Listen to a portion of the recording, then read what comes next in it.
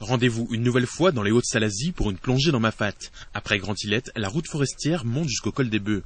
Quelques kilomètres plus tôt, juste 2 virages avant le départ du chantier scout, notre balade d'aujourd'hui débute au pied de ce parking. Autorisé de nouveau aux randonneurs depuis quelques mois, le sentier Augustave permet de rallier Bormartin à Auraire en 2 ou 3 heures. Un parcours glissant au départ, spectaculaire sur la fin, avec des aménagements faits par l'ONF qui sortent franchement de l'ordinaire. Si de belles marches faites de rondins de bois accompagnent nos premiers pas, parfois boueux, très vite les premières grosses pierres font leur apparition.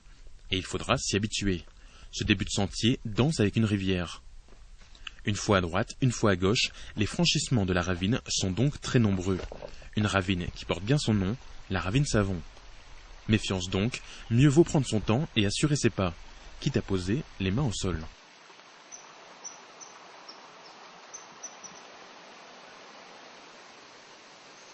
Enfoncés en plein cœur de la ravine, les points de vue sont quasi inexistants.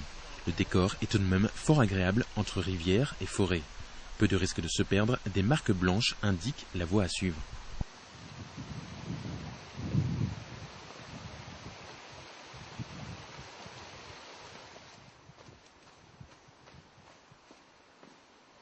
Pour certains, cette randonnée est réservée aux randonneurs expérimentés. En cause, un sol glissant au départ et des passages techniques et vertigineux sur la fin.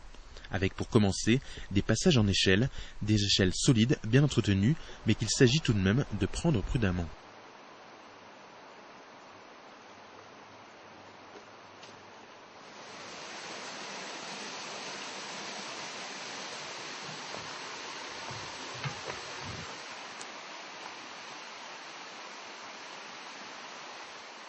Une fois passé cette série d'échelles, on quitte définitivement le lit de la rivière et l'on prend de la hauteur. La ravine est désormais à nos pieds et le sentier se faufile le long de la falaise.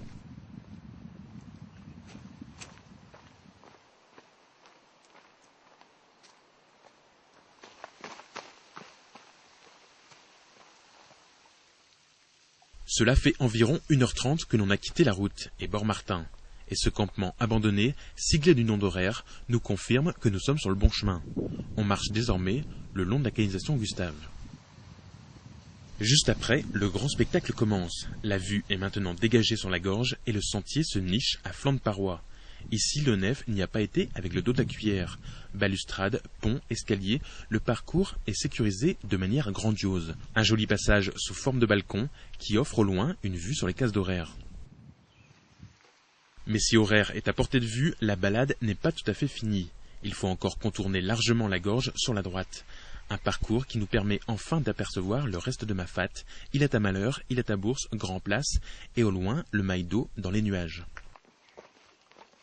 Nous sommes désormais tout près d'Auraire. Dernier passage obligé, le Petit Rhin, une sympathique étroite bande de terre avec à gauche la ravine Savon et à droite le bras des Merles. Le sentier qui y plonge est pour l'instant fermé. Quelques dizaines de mètres encore sous les fils à eau et nous voilà à Auraire. La suite, c'est au choix, demi-tour, boucle par le sentier scout, descente vers la rivière des Galets ou Grand Place, ou bien une longue pause dans un des gîtes de l'Îlette.